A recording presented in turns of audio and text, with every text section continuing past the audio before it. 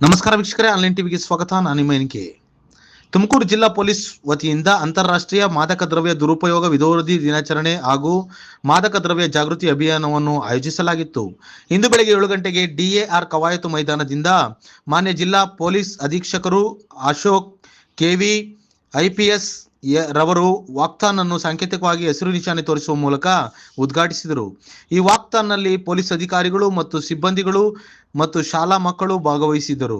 ಜಿಲ್ಲಾ ಪೊಲೀಸ್ ಅಧೀಕ್ಷಕರ ಆದೇಶದ ಮೇರೆಗೆ ಜಿಲ್ಲೆಯ ಎಲ್ಲ ಉಪವಿಭಾಗಗಳಲ್ಲಿಯೂ ಉಪವಿಭಾಗಗಳ DYSP ರವರುಗಳ ನೇತೃತ್ವದಲ್ಲಿ ಅಂತಾರಾಷ್ಟ್ರೀಯ ಮಾದಕ ದ್ರವ್ಯ ದುರುಪಯೋಗ ವಿರೋಧಿ ದಿನಾಚರಣೆ ಹಾಗೂ ಮಾದಕ ದ್ರವ್ಯ ಜಾಗೃತಿ ಅಭಿಯಾನವನ್ನು ಆಯೋಜಿಸಲಾಗಿರುತ್ತದೆ. ವರದಿ ಆನ್ಲೈನ್ ಟಿವಿ.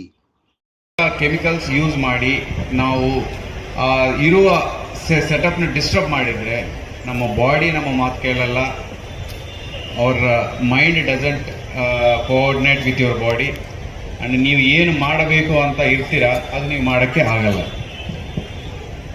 ಈಗ ನಮ್ಮ ಸ್ವಾತಂತ್ರ್ಯ ಹೋರಾಟದ ಸಮಯದಿಂದ ನೀವು ಭಗತ್ ಸಿಂಗ್ ಅವರಿಂದ ತಿಳ್ಕೊಳ್ಳಿ, ಭಗತ್ ಸಿಂಗ್ ಅವರು, ಸುಭಾಷ್ ಚಂದ್ರ ಬೋಸ್ ಅವರು, ನಮ್ಮ ಗಾಂಧಿ ಅವರು, ಅಂಬೇಡ್ಕರ್ ಅವರು, every one is dependent on youth. ನಿಮ್ಮ ಮೇಲೇ ಅವರು ಆಸೆ ಇಟ್ಕೊಂಡು ಹೋರಾಟ ಮಾಡಿದರೆ, ನಿಮಗೋಸ್ಕರ ಹೋರಾಟ ಮಾಡಿದರೆ. ಈಗಲೂ ಸಹ ನಮ್ಮ ದೇಶ ಏನಾದರೂ ಮುಂದಕ್ಕೆ ಹೋಗಬೇಕಂದ್ರೆ ಅದು ನಿಮ್ಮಿಂದನೇ ಸಾಧ್ಯ ಆಗುತ್ತೆ.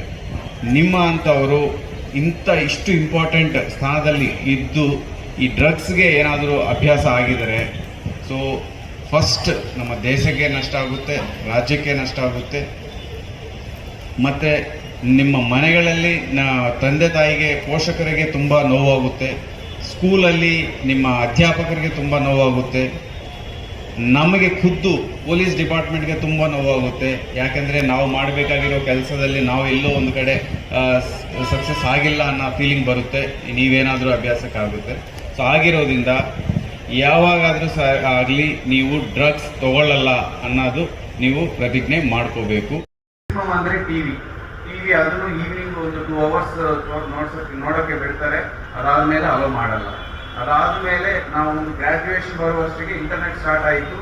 ಸೊ ಆವಾಗ ಇಂಟರ್ನೆಟ್ ಇಂದ ಸ್ವಲ್ಪ ಬಂದಿತ್ತು. ಆವಾಗಲೂ ಈಗ ಏನು ದೊಡ್ಡ ದೊಡ್ಡ ಕಂಪನೀಸ್ ಇದ್ದಾವೆ, Facebook, Instagram, YouTube and other so many social media, ಅದು ಇರಲಿಲ್ಲ.